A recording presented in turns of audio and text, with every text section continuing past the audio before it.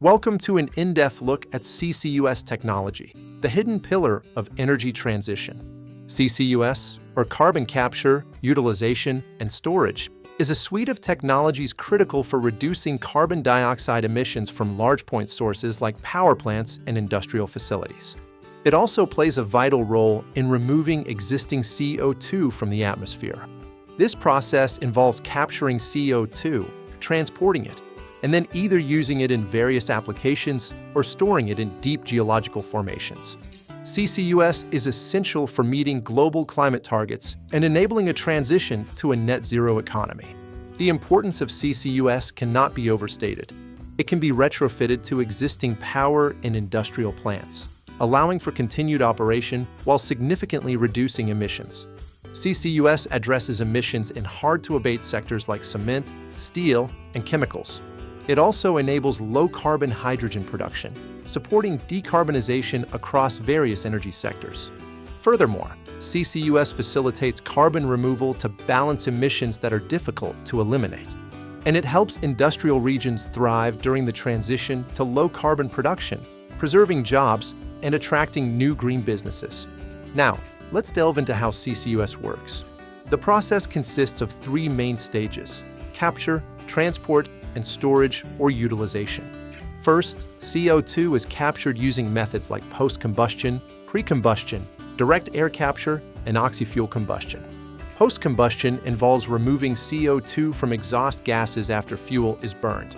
Pre-combustion converts fuel into a gas mixture of hydrogen and CO2 before burning. Oxy-fuel combustion burns fuels in pure oxygen, producing mostly CO2 and water vapor. And direct air capture, or DAC, captures CO2 directly from the atmosphere. Once captured, CO2 is compressed and transported via pipelines, ships, rail, or trucks to utilization or storage sites. Finally, CO2 can be used in various industries, such as chemical, food and beverage, and construction, or stored in deep geological formations. Utilization converts captured CO2 into valuable products, including chemicals, fuels, and building materials. Primary uses include enhanced oil recovery and as an industrial feedstock for products like concrete. For storage, CO2 is injected into deep geological formations for permanent containment. CCUS technologies are applied across various industries. In power plants, CCUS can capture emissions from facilities using fossil fuels or biomass. It's crucial for reducing emissions from heavy industry, such as cement, steel, and chemical production. CCUS also enables low-carbon hydrogen production from fossil fuels, known as blue hydrogen. Direct air capture, or DAC, removes CO2 directly from the atmosphere, helping to balance emissions. And bioenergy with carbon capture and storage, or BCCS, offers a carbon-negative solution by capturing CO2 from bioenergy processes. Globally, CCUS development has gained significant momentum, driven by strengthened climate targets and policy support. In 2022, 61 new CCUS facilities were added to the project pipeline worldwide. As of 2024, there were 44 operational plants globally, capturing about 1,000th of global CO2 emissions.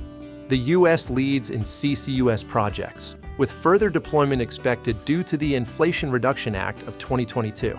Many projects are also in development across Europe, Asia-Pacific, and North America.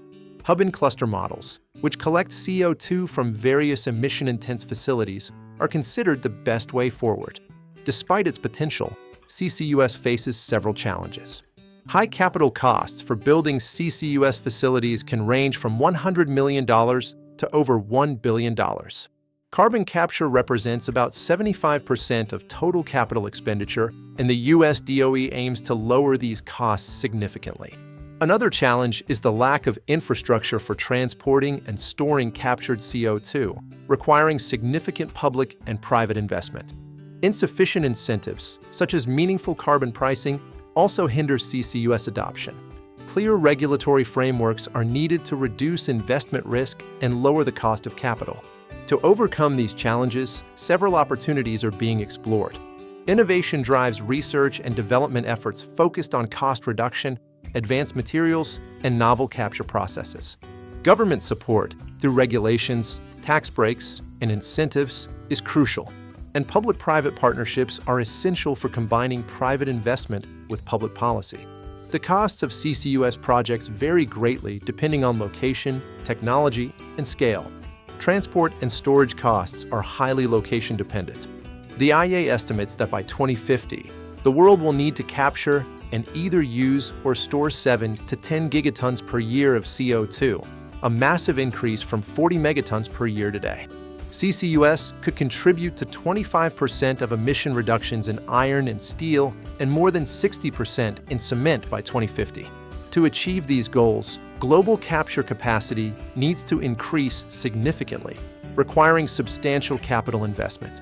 In summary, CCUS technology holds great promise as a tool for reducing greenhouse gas emissions from hard-to-decarbonize industries and enabling a transition to a sustainable net zero economy.